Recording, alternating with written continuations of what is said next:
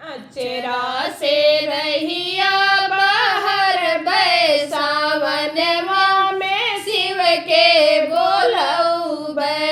अचरा से रहिया बाहर बैसावनवा में शिव के बोलऊबे। शिव के बोलऊबे हो बाबा के बोलऊबे। शिव के बोलऊबे हो बाबा के बोलऊबे। अचरा से रहिया बाहर बैसावनवा में शिव के बोलऊबे।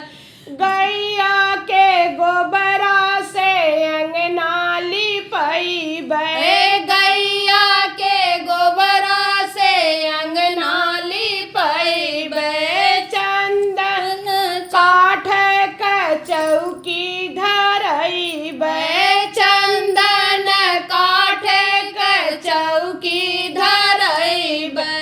कुश की चटैया बिछैबे। सावनवा में शिव के बोलऊबे। कुश की चटैया बिछौबे। सावनवा में शिव के बोलऊबे। अचरा से रहिया बाहर बैसावनवा में शिव के बोलऊबे। बसवा कटाई के कावर बनैबे। बसवा कटाई के कावर बनैबे। काशी बनारस से जल भर लैबे। काशी बनारस से जल भर लैबे। गैया के दूधवा चढ़ैबे। सावनवा में शिव के बोलैबे। गैया के दूधवा चढ़ैबे। सावनवा में शिव के बोलैबे। अचरा से रहिया बाहर बैसावनवा में शिव के बोलैबे।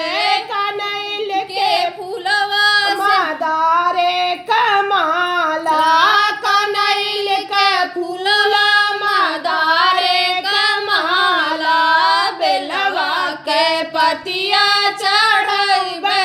सावनवा में शिव के बोलैबे। बेलवा के पतिया चढ़ैबे। सावनवा में शिव के बोलैबे। अचरा से रहिया बाहर बैसावनवा में शिव के बोलैबे। पेड़ा और बर्फी हम घर ही बनैबे। पेड़ा और बर्फी हम घर ही बनैबे। रुचि रुचि बाबा के भोगवा लगैबे। रुचि रुचि बाबा के भोगवा लगैबे। भंगिया के गोलवा चढ़ैबे। सावनवा में शिव के बोलऊबे। भंगिया के गोलवा चढ़ैबे। सावनवा में शिव के बोलऊबे। अचरा से रहिया